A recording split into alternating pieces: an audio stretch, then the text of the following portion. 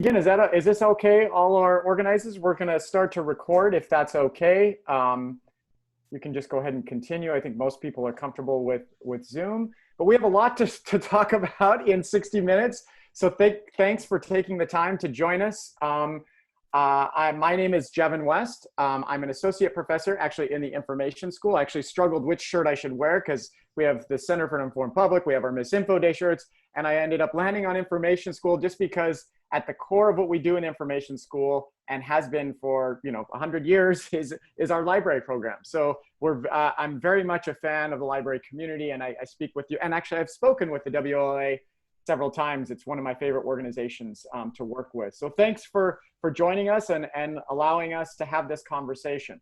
So what I'm going to do today, I'm going to actually start with sharing my screen, if that's okay. Share screen. Going to move over to PowerPoint. Okay, and then we'll go full screen. Julia, just nod, or Mike, nod if you see my screen. You see? Okay, perfect. All right. So we're here today, July 16th, to talk about ways in which we can sort of combat the massive amounts of misinformation that's out there, and how to do that with our constituents and students and people that visit our public libraries. So as many of you know, we have a new center here at the University of Washington, but it's also in partnership with Washington State University. We're still working that out. I do want to put our mission up here. I do this most often. Some of you have seen this mission, but I want you to see how much it reflects, and overlaps with the missions of public and libraries in general. One of our big issues, of course, is to resist strategic misinformation, to promote an informed public, and to strengthen democratic discourse. It guides a lot of the research we do, the public outreach, and the education work. And that very much overlaps with the library community. And as I mentioned, this is a collaboration that started in December before COVID hit.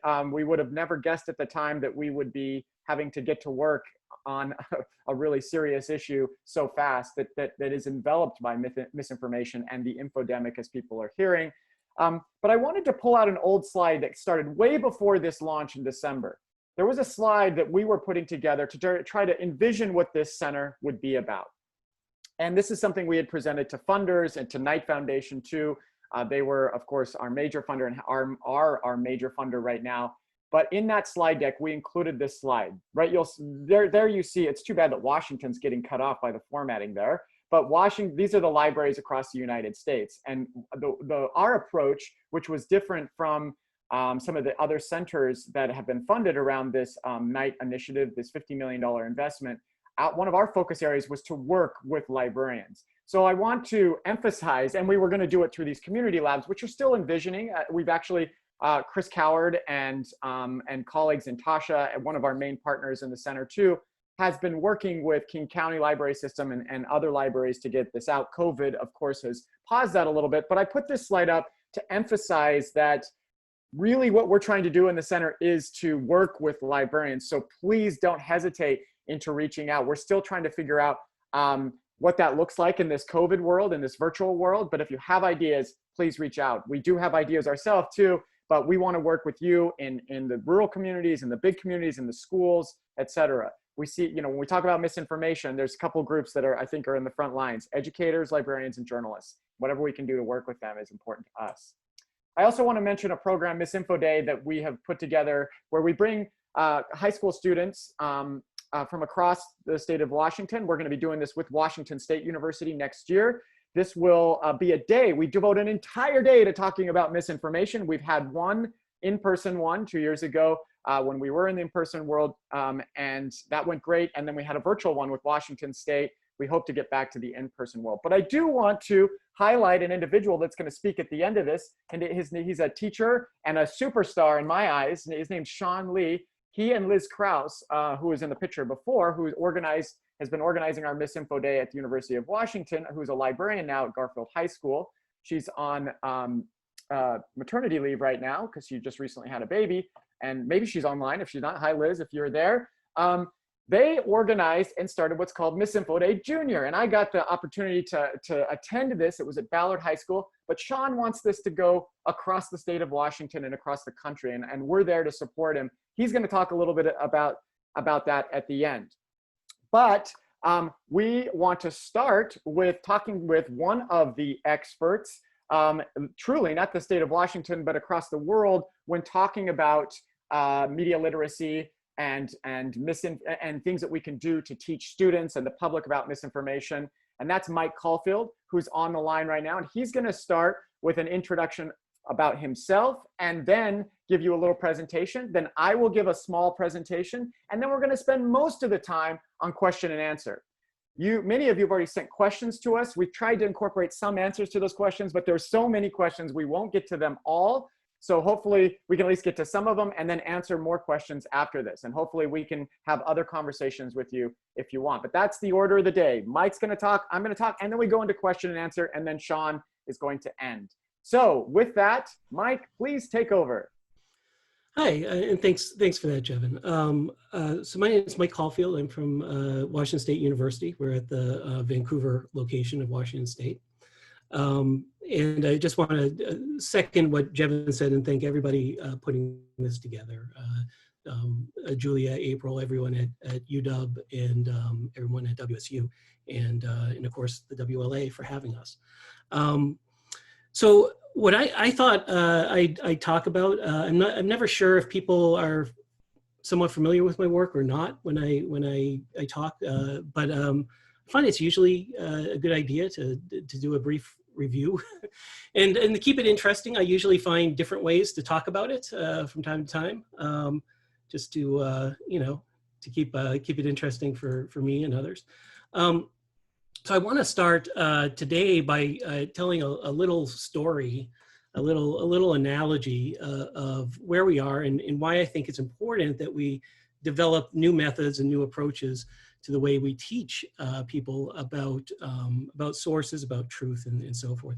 I just want you to imagine, that you're walking, you're a person here, and you're walking, you're walking along a lake or something like that, and in the lake you see a bottle, and so there's a bottle floating there, and the bottle is, and in the bottle, when you look at the bottle, you see that in the bottle there seems to be a piece of paper, right?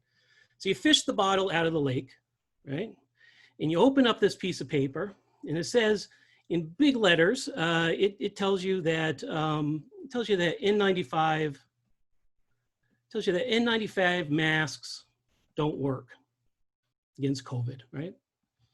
But it doesn't just tell you that. It actually has a whole bunch of detail. There's a diagram here of the weave of an N95 mask. There's a little coronavirus, a little coronavirus there floating in it, just floating through it like a chain link fence. There's a bunch of footnotes here. The author here is a world leading expert, right? There's lots of data too, right? It actually says that the coronavirus is 1.14 microns. I think that's right. And it says that the mask weave of an N95 mask is 0.3. And so you see the problem here, right? I mean, this is starting to get a little obvious, right? The mask weave is much bigger than the actual virus. And so here is what we've taught, I think wrongly, students to do through 12 years of school. I'm not saying everybody, but I'm saying in general. The school system teaches students to do this. They pull out that piece of paper from the bottle, and then they think, let's think about it, right? So you look at this and you say, oh, okay, well, do I like the language here? Do I like the presentation? Does it have some footnotes? Oh, it has some data. I like the fact it has some data. I like the fact it has numbers here. Let's follow this argument. This argument seems pretty sound. It's the mask weave is bigger, right? The mask weave is actually bigger than the coronavirus. Like, how can that possibly, right? Or maybe you think, well, maybe there's some other issues here and so forth. In any case, at the end of all of this, you come to some conclusion, right? Come to some conclusion here about whether this is right or wrong. I hope, and I love librarians because I actually think librarians get this intuitively. This is a completely insane way of going about answering the question of whether N95 masks work or not. And it's insane for what I think is a pretty obvious reason, right? You found this document, you found it in a lake, like floating in a lake in a bottle, right? And that's your major problem here, right? All this stuff, you're not an epidemiologist, you're not a virologist, you're not an N95 mask maker, you don't have a whole bunch of background. All this stuff, right? All this stuff that you're doing, it doesn't make any sense to do that until you start to answer some very basic questions. And so the two questions that my work tries to focus students on are two questions that are essentially about reputation.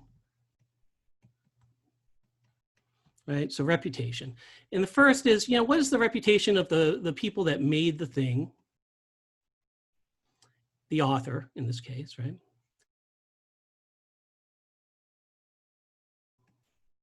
Right? So, even if this person knows what they're talking about generally, are they in agreement? Is there sort of broad agreement on this? Is there disagreement? Are they in line with the current thinking? Are they out of line with the current thinking, but they're part of a significant minority dissent in the field, right?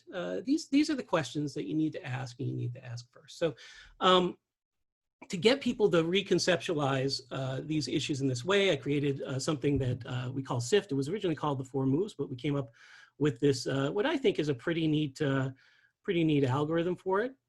So SIFT is a series of moves. It's not a series of things to think about, actually. It's a series of things to do to make sure that you have the information you need to start critically thinking about things, right? So before you start saying, oh, well, does this make logical sense and all of that stuff, you got to do the basic, you got to gather information. And so, the first move here is stop. This is this is somewhat obvious. If you don't have the information that you need to stop. If you're really emotional about it, or you're shocked, whatever it is, strong emotion, stop. Ask yourself, what do I really know about this claim? What do I know about this author? The second piece is investigate, right? Investigate the source in this case. So investigate the source. And what are we saying when we say investigate the source? We're asking what the reputation of the source is, right? We're asking, is this person in a particular position to know? Through expertise, through being a witness, through lived experience, through something, right? Are they in a position to know that is greater or substantially greater than the rest of the population? But also, do they have an agenda that might be at odds with them telling the truth, right? They have an agenda that might be in conflict with that. We don't talk about bias, by the way. We talk about agenda because everybody has a bias, right? But agenda, bias is how you tend to make errors, right? Bias, like in statistics, bias is like if you have errors and they fall equally to each side. Bias is the degree to which those errors tend to fall more to one side than another, right? Happens to everybody. Agenda is what are you set up to do, right? What is your organization set up to do? Is it set up to tell the truth, or is it set up to do something different? And then we have find other coverage. And again, this is the idea that even if you're reading the opinion of some emeritus professor of virology or something like that, you're reading one person, right? And you just want to know. You want to know, are other people saying this, or is this guy kind of out there? But it's the same thing with news, right? If we find one report of something that is something big, we might be a little suspicious. If we see that 8 other publications are reporting the same thing, we feel a lot more solid. And then the final thing that we do is we trace to the original context, right? So a lot of times we'll see something that says, oh, asteroid asteroid dangerously close to Earth or something like that, right? Makes it pass dangerously close. And then we click through to the actual NASA, right? The actual NASA report. And dangerously close is like, 20 times the distance of the moon, or something of that nature. NASA has a different conception of the scale of space than maybe, you know, your average tabloid reporter does, right? NASA thinks dangerously close in different sorts of terms. And the idea here, really the core idea that we are trying to sort of inculcate in students is a different sort of epistemology, not to get all fancy about it. But if you think about the epistemology that we kind of inculcate in students over time, it's a very individualistic, right? And I'm not going to knock, you know, science labs and things like that, but if you think about how you're taught science, right, you're not actually taught the institutions of science. You're not actually taught about how the CDC comes to make a public pronouncement, or the difference between the American, you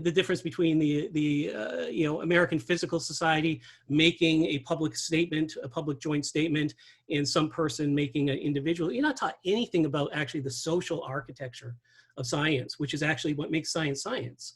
What makes science so valuable. If you look at, like, Naomi Oreskes has a book out right now called Why Trust Science that kind of makes this point. Yes, scientific method, but then also this other issue, right? So we have taught students this very individualistic epistemology, and what we're trying to do is we're trying to get students to really understand the social epistemology of knowledge, right? And that's I ran out of space there, and that's fundamentally about having students be able to do these quick reads of reputation. Now, I don't want to take up too much time, so I'm just gonna show you just how quick this can be in one example here. Because I think sometimes when I say this, people think we're talking like a Woodward and Bernstein level investigation. We're not talking that at all. We're not talking that at all. This is for example, this is a letter from the Association of American Physicians and Surgeons that said we should reopen America, right? Physicians, the AAPS says reopen America, right? So people think, well, you know, that seems you know, that seems legit. But is it actually legit? What is this I got to pull up some of my tools here. Excuse me. What is this organization? Now, if we actually look up this organization in Wikipedia, and I'm messing with the URL bar here, which you can't see, we can do a very quick look, see what this organization is. And what do we find when we do this? Is it just sort of a garden variety professional organization? No, it's well known for, look at this range of things that the PS promotes. It promotes scientifically discredited hypothesis, including the belief that HIV does not cause AIDS, that being gay reduces life expectancy, that there is a link between abortion and breast cancer, and that vaccines cause autism. Okay, that took 2 seconds, right?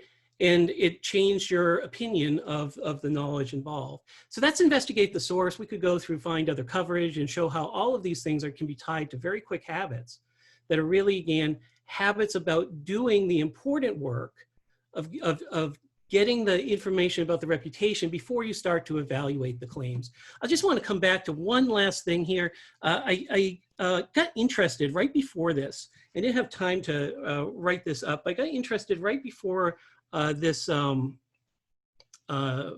presentation about this whole issue, because it turns out that this is true about the size of coronavirus and in the weave of a mask. So I looked up, like, how much math do you actually need to tell if an N95 mask works? In the paper I found that actually modeled it mathematically, it had 50 variables. You know, it turns out when things are below 0.3 microns, I guess it is, they do something called Brownian motion. They start bouncing off of air molecules, right? So part of the issue here is, yeah, it seemed really simple. It seemed like you had the knowledge to actually evaluate that claim. But without understanding what the community of experts knows, it can be a false sense of empowerment, right? Anyway, that's what we do. That's what we've been pushing out, and I'm going to hand it back over to Jevin at this point. Fantastic, Mike. Really, really useful and complements well some of the things I'm going to talk about. And I'm sure this will start some other conversation. I'm going to share my screen again, if that's okay. here we go, back over here. Perfect. You should see a blank screen right now, right? Okay, good. So let me just say a few quick things about the research aspect of what we do and how that integrates with the educational efforts that we're spending a lot of time in the center.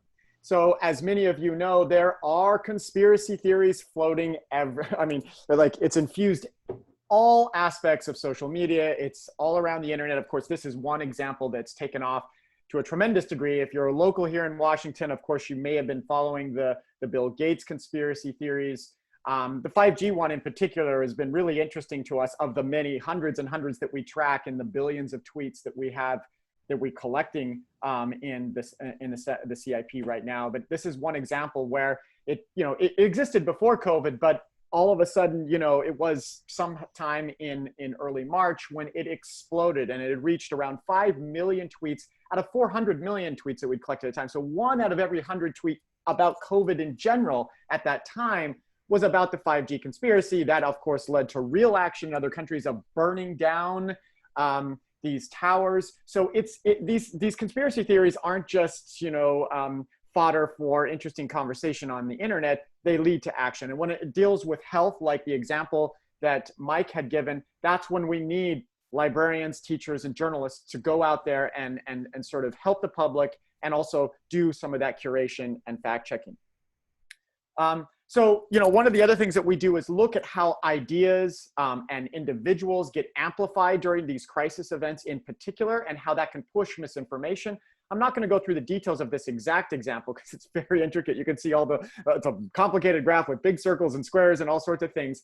But the point here is that we've been tracking individuals that have been amplified by our national media and how that permeates into social media and vice versa. And things that we've learned on the education side is to make people aware of just some of the signals that you can look at on social media. And I can talk about that in more detail soon. This was an interesting story. Actually, we wrote about it in the Washington Post on their blog called Monkey, the Monkey Cage. And that was based off a refutation that one of our faculty in the CIP called out early on around a report that is highly misleading around the coronavirus.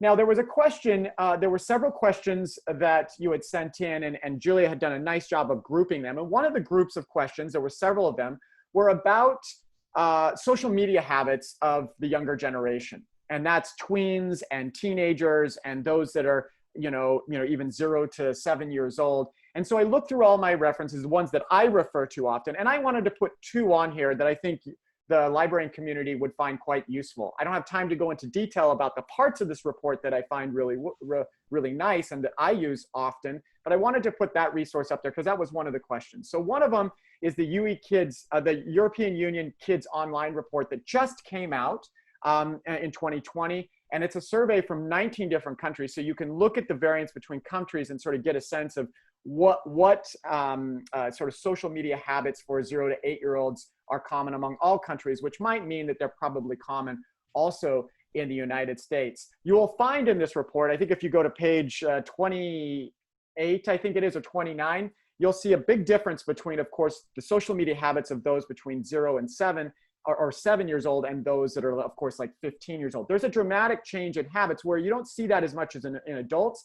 The older generation does more often use Facebook, but again, that's quite variant on geographic location and education, all these other factors that people that study this. In fact, we have internal experts in the iSchool, Katie Davis, who's one of the professors that's one of my colleagues that does a lot of this great work. I think the big thing to take from all this is that kids are using social media earlier and earlier. To my surprise, actually, when I talked to Katie about this originally, I was surprised at how early kids are using social media. The other report to look at, if you don't know about it, you may know about it, is the Common Sense Census. It comes out every year. There was one in 2016, I think 17, 18, 19. I have the 19 one there, and that's for tweens and teenagers. So that'll give you a sense of what different platforms they're using, and some interesting stats about what they do use, and some advice on talking to kids about that. And I think that's an issue, of course, for all the librarians out there, or the librarians that work with kids in schools. And again, if I had more time, I'd go into detail on my thoughts, and I'm happy to do that in Q&A. Let me just put up a quote that's been ringing in my head for for the last day or so. It was based on an article that came out from an MD that was talking about how much time she is spending not doing actual clinical work, the kind of work that a family doctor would do when working with patients, but spending 90% of visits doing myth busting around COVID. Now that says, to me, that says something about, you know, our state of information at this point. And it also speaks to me about an opportunity to weave in our education efforts and the efforts of librarians and journalists to help the doctors get back to doing doctor work.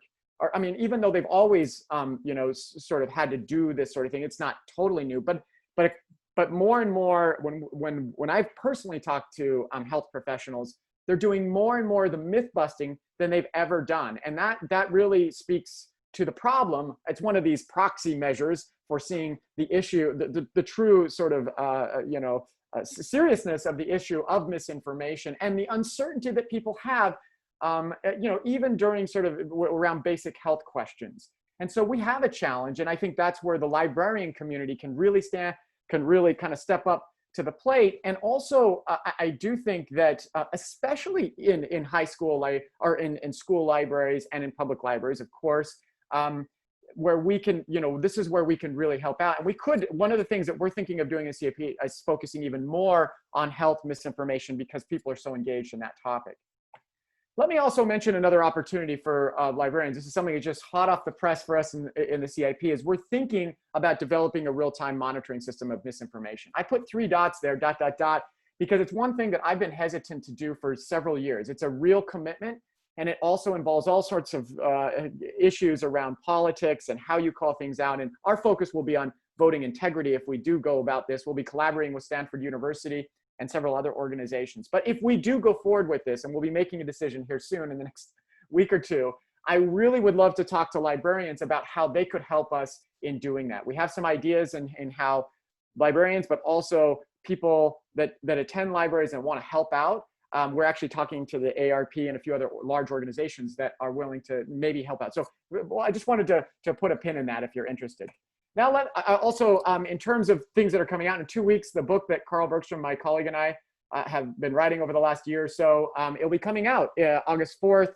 It's a book for the public. So I would even say high school kids. It's written, again, for the public with stories and fun, you know, fun anecdotes from our own sort of personal research and education. And it's based on the class that we put together several years ago that we're doing and actually be teaching in a couple months again. Its focus is on misinformation that comes wrapped in data and statistics and graphs and all those kinds of things. But of course, we talk about fake news and social media more generally. But that'll be coming out in a couple weeks if you're interested. I want to just end with a couple quick things, and then I'll get to a couple sort of pointers of things that I've been thinking about when I talk about talking to students and the public about things they can do.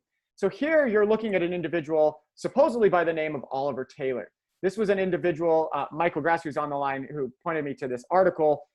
This was reported by AP, I think it was yesterday. I'm already losing track of days. But this is an individual that was writing kind of attack writings against some academics and Israel, I think, at the time.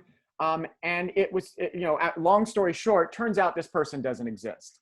This person is one of many examples of individuals that have been using photorealistic face technology and GANs. These are this sort of deep fake technology or sort of a deep learning technology, which is sort of what led to sort of the term deep fakes. Deep fakes are this technology that allows you to put any words into someone's mouth, but also relates more generally to synthetic media that has to do with voice mimicking and even the writing of text through bots. And that's one of the things that I do think that immediately librarians can let the public know about. And actually kids can do a better job understanding the dangers of that and sort of letting their parents know, because it's public awareness that we're really concerned about right now. So, and the reason why this matters is that there are several stories just in the last week or so of individuals that are supposedly been writing journalistic stories in well-known media outlets, but now they've had to retract those because they weren't real individuals. So not only do we have to to sort of contend with a lot of this misinformation, sometimes just honest misinformation and conspiracies and rumors, we now are contending with people that are supposedly writing things that don't even exist, and using videos and imagery to do that. Now, we released a project last year called Which Face is Real. Some of you may have known about it. I won't talk about that, but I want to talk about the new incarnation of that, which we'll be releasing in 2 weeks soon. And that's a project for the public that you can run in your libraries. You can, send out to your constituents. You can run with your kids because hopefully it's kind of fun for them to take. It's a quiz. It's kind of more of a fun interactive engagement. You can't go to the URL yet because we'll be releasing it hopefully maybe by next week. We're really pushing hard. It's called spotdeepfakes.org. It's a collaboration with Microsoft. Of course, it's us, the Center for an Informed Public. It will be distributed by USA Today and working with an organization in Europe called Deep Trace. This is a quiz just to bring public awareness to how difficult these deep fakes will be in identifying. And our concern is that they will kind of rear their ugly head right before the election. And so that's why we're trying to get this out before the election. But of course, after the election, it's still an issue. And it has been an issue in other countries. And so we want the public to be aware of this ability to create videos, imagery, voices, and text that's really hard to distinguish from real or not real. We want to make the quiz kind of fun and empower people rather than make them too scared, because I think we're still going to survive after this post deepfake world that we now live in. So we also have a workshop we're doing. We're going to have a public version of that workshop in August that everyone's welcome to attend. If you want to, as librarians, you can listen and then take that back to your communities. That we haven't announced it yet, but you can follow us at the cip.uw.edu or follow our email list, sign up for our email list, and you'll know when that occurs. That'll just be an hour-and-a-half event. We'll have people from kind of world experts around the world from journalism, technology, and policymaking around this issue of deepfakes. All right, so I just wanted to end here before we go into the Q&A with saying that there's no way we can get through everything we want to.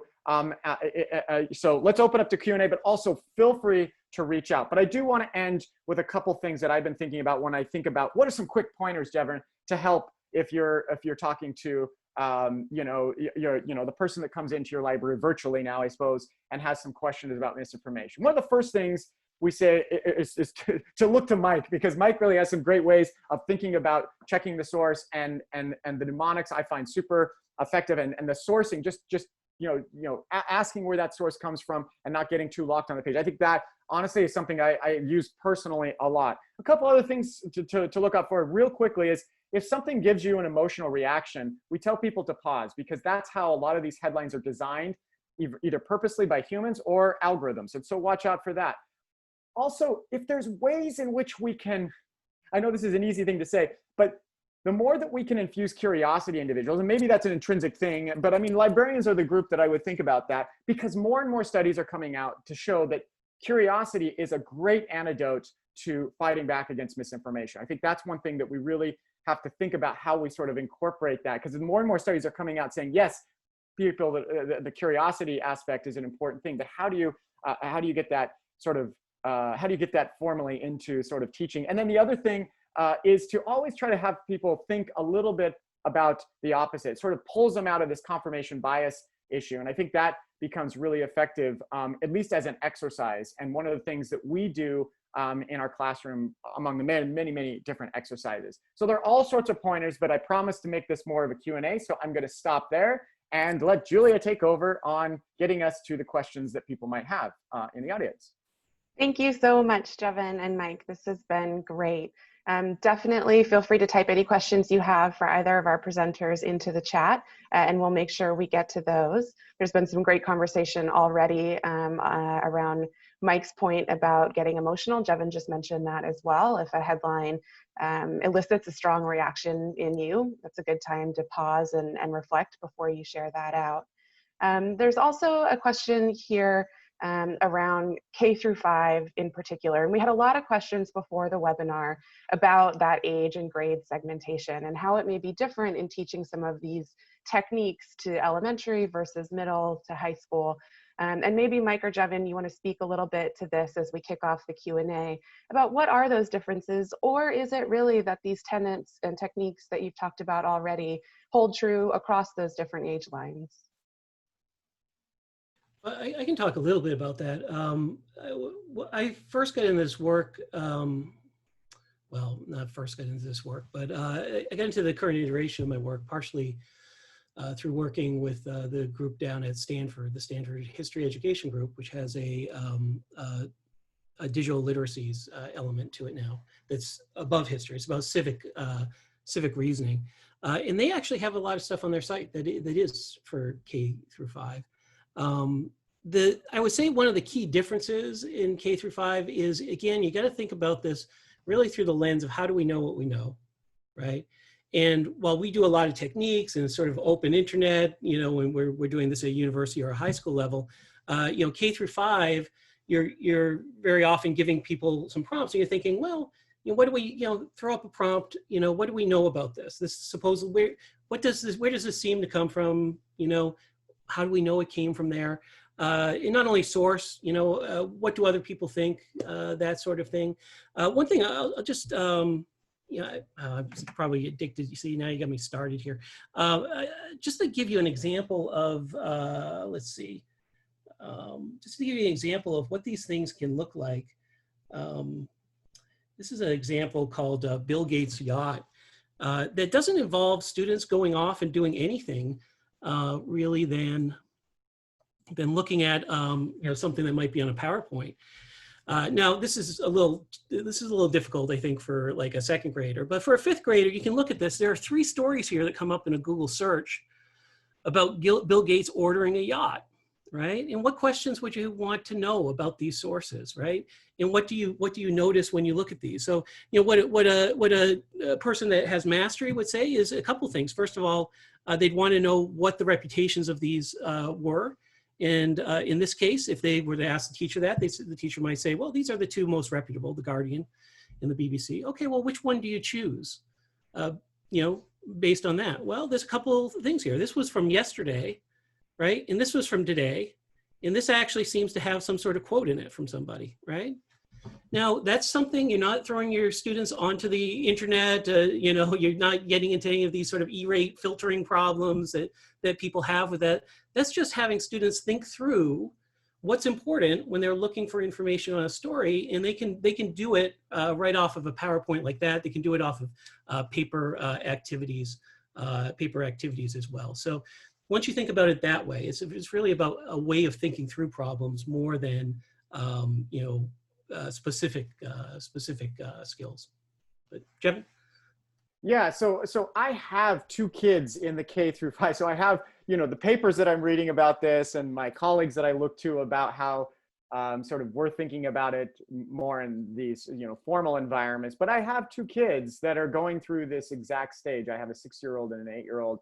And I've been watching them and sort of learning from them as much as I'm learning from reading the papers. And so I'll give you sort of my own sort of personal experience response to all that. And one of them is the importance of teaching them, mostly from some basic media literacy, about how the internet works and how anyone can put things up there, and that there are some places that are good to get information and there are places that aren't as good. And of course, I want the kids at any level, of course, to engage their curiosity and go online to check, to ask questions, but to beware of these landmines. And you can do this in a way that doesn't create so much skepticism that they don't believe anything, because it's one of the biggest concerns actually we have in the center when talking about misinformation in education senses and research situations, and also policy for sure, that if we talk too much about how the world is just full of misinformation, then we will sort of erode the trust in the institutions that we need to sort of run society. And what's interesting about trust, and it's one thing that we have tracked quite carefully, both internally and then also with our network in the Knight Foundation, is that librarians, of course, the library institution, it remains quite high, like science and others, but they're not there forever. They won't stay high forever, because other institutions have been high for a while too. And so one of the things, so it's kind of a combination of me of sort of building trust in experts, looking at how the internet actually works, how ad systems work, how money sort of flows on the, and it sounds, you would think you can talk to a kindergartner about this, but you can to some degree talk to them about how one of the exercises we do is I even have them put information on the internet and because they can, you know, create a website, or they can, when they do that, they go, wow, I could say anything I want. I could say that, you know, that I'm the smartest person in the world or whatever. And they go, whoa, that's easy. So you can do that. And then by creating that information and not just being a consumer of the information, it kind of helps them start to understand a little bit more of where those pitfalls meet. Now, of course, there's a whole literature around this. And like Mike mentioned, I think the history group at Stanford, Bruce Weinberg, they are doing just amazing work in this space. And, you know, and it's talking about civics and just the kinds of, you know, the kind of work that we need to be doing in the state of Washington, in schools and in libraries around media literacy and digital literacy. And these are the kinds of things that we should be focusing more and more on, because the more that we do that, the more that they can become savvy consumers, I think. Great, thanks, Jevin. There's a lot of great resources being shared in the chat. Thank you, Dennis and others, for putting those links in there. We'll be sending out a follow-up email to folks, and we'll make sure we include some of those links and resources there as well.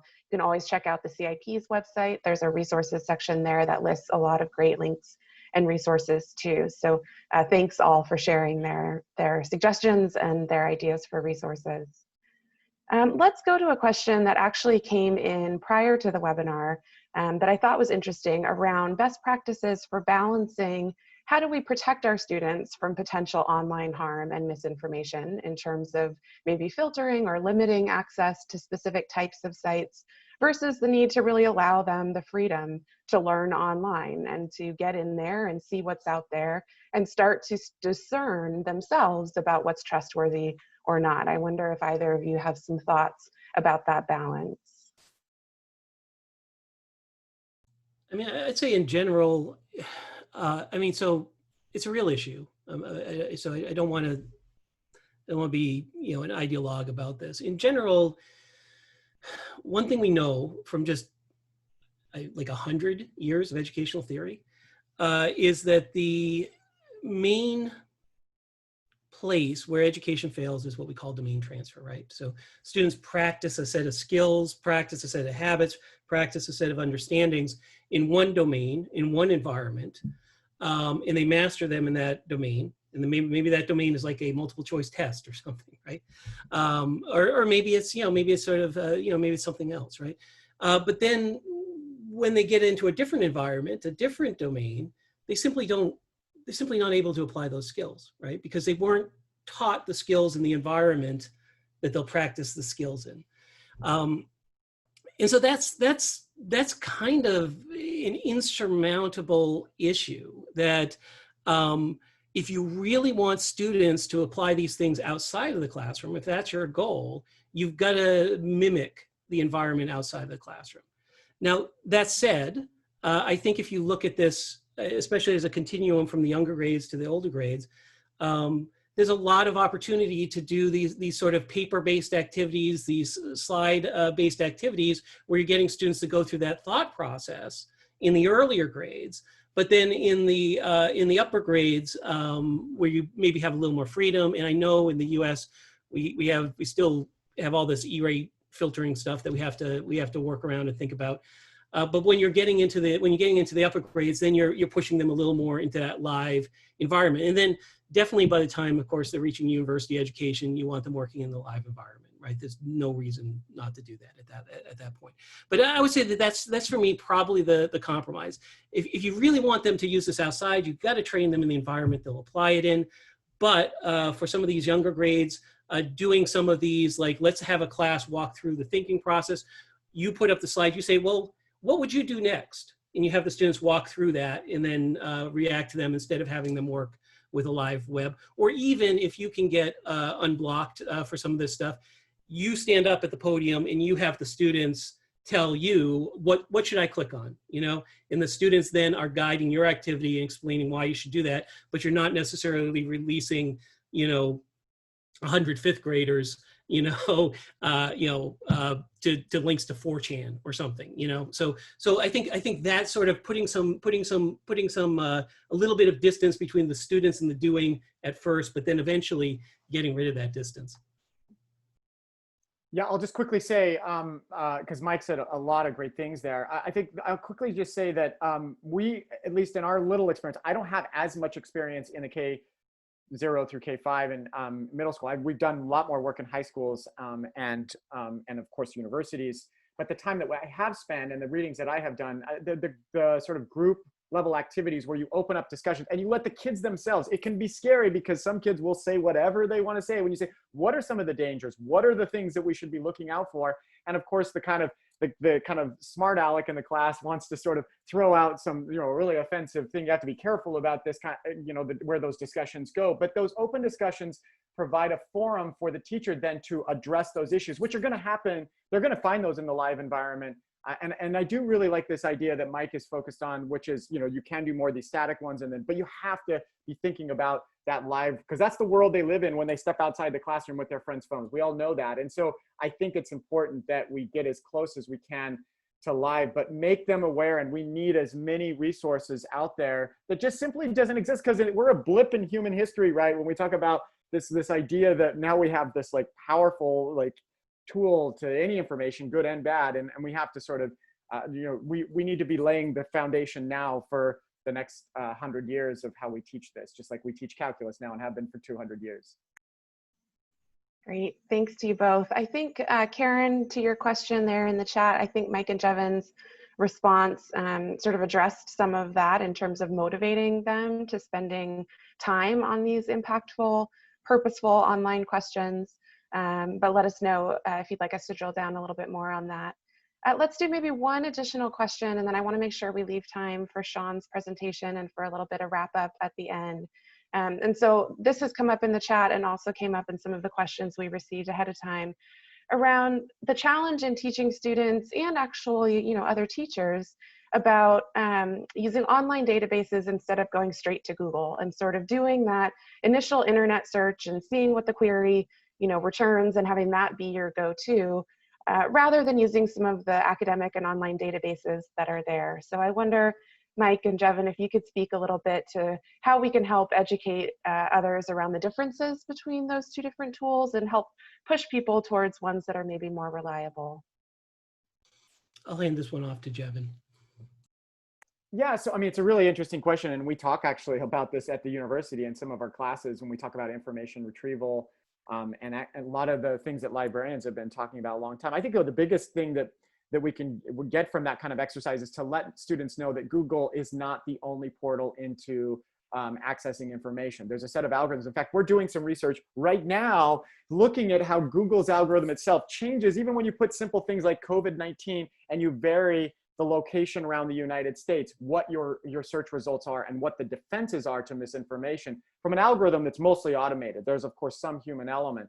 But I think, speaking to which databases, I guess of course depends on the question that you're asking, but just the idea of pulling them out of that portal and saying there's other ways of knowing the world, that Google isn't sort of our all-knowing device, I think is actually something adults should be thinking about, including myself. Sometimes when we're in our lab, we sometimes get so enamored with the quickness and easiness of putting something that we know. If we know exactly what we're searching for, fine, Google does its job. It does a poor job on things that we don't know exactly what we're looking for, and we can get diverted easily because most of the internet is there just to grab our attention. So that concept itself, just by pulling them on any other database, and in academic databases, we go to Web of Science or we go to Microsoft Academic Graph. There's all sorts of different kinds of search engines for specific tasks. If you're looking for legal documents, there's a set of just knowing, and that's what librarians can bring to kids early on. And most of them, I'm embarrassed of this, but a lot of sometimes our students don't know how to do these other searches outside of Google Scholar. So I think it's a good question, and we should be just saying, okay, this is a great, powerful tool. We have Google, but use other portals as a way of corroborating, especially in the areas in which we don't know exactly what we're looking for. Great, thanks, Jevan. Thank you all for your wonderful questions and comments in the chat and for spending some time with us. We're going to close out Q&A. Jevan, if you want to say a few closing words and then also introduce Sean, and we'll give him the floor to talk about his outstanding efforts around MisinfoDay Junior. Yeah, so I just want to thank Julia and April again, and Putri, who's been running this. and Mike, Michael Grass, who's here, and of course Mike is. I just think it's such a treat to always get to talk with him because he's such a wealth of information and doing such good work in this area. So I would just say this is just kind of a spark conversation. I told you at the beginning of this presentation that the library community is so important to us as a center. So please engage with us. We're still sort of launching, and maybe if we missed an email or something, please come back to us. Now we have Julia hired and we have Michael hired, Michael Grass. I mean, we can really go at this. And also I want to say this is a statewide effort with Washington State, and we want to figure out how to make it a statewide effort with our big partners like libraries. So if you're interested in any things that we mentioned, like, the, real-time monitoring or anything, contact us, follow us if you want to get on our email list. That's a way to stay in contact. And please let us know when things are happening in the library community. And then the last thing is, before I turn it over to Sean, is to say that we have this community lab idea where we come, you bring us in and we sort of come up with resources in concert with people that are visiting the libraries. And it's this idea that we've been sort of bouncing around, but we haven't really fully formulated it. And so we want to get that out. But I want to turn to Sean because Sean is a star, truly a star, and that he and Liz, and sorry, Liz, is it Nathan Harrell? I said that, sorry if you saw the chat, I made that mistake. I should know because I've known Liz for several years, that's embarrassing. Sean is really a superstar. Sean and Liz started MisinfoDay Junior, and they're trying to get something up and running so that even more high schools in the state of Washington, possibly outside the state of Washington, can really get behind this amazing program that they put together. I was there, I can attest it's one of the greater programs I've visited this year. And so we're gonna just help. We're just sort of getting out of the way and trying to help Sean and Liz in any way that we can. So Sean, with that, take over. Hey, thank you, everyone. Thanks, Jevin, for those kind words, and Michael and UW-SIP and WLA. This is awesome. Really happy to be here. My name is Sean Lee. I teach U.S. History and U.S. Government at Ballard High School, and I am here to recruit you. We are looking for a few good educators to form our Teachers for an Informed Public, or TIP, and TIP members will, there we go, sorry. TIP members will attend a couple-day workshop, and they'll learn the digital survival skills curriculum that I developed with Ms. Krause, who's the Hale librarian. And it culminates with the digital survival skills unit culminates with MisinfoDay Junior. And MisinfoDay Junior is a student-led open house. And this can be done in real world or virtually. I've done it both ways. And students lead workshops on digital literacy and fact-checking skills that then they share with their parents and guardians, community members, and people who come. And I ended this school year with that, and it was a very great success. We had about 90+ people in the Zoom room, and I got a lot of inquiries from fellow educators and librarians about how to do this work, because I think we all see how important it is. And as educators, we're in a position where we can actually do something to make positive change. And so this is our opportunity to do this. As Jevin said earlier, it's our goal to have MisinfoDay Juniors throughout Washington and Northwest, maybe even into Canada, nationwide, but just like to get stuff throughout the state of Washington this year. So I am linking, where'd that chat go? In the chat, I am linking the info sheet and the application. So why don't you, there we go. So that's right there. And it's a 5-question application. Info sheet is about 1 page. So if you take a look at that. And we're looking for educators who are passionate about this work. And we really want to get started as soon as possible. So I'm going to ask that the applications be turned in a week from Friday. So don't delay, apply today. And if you have any questions, you can hit me up at stlee@seattleschools.org.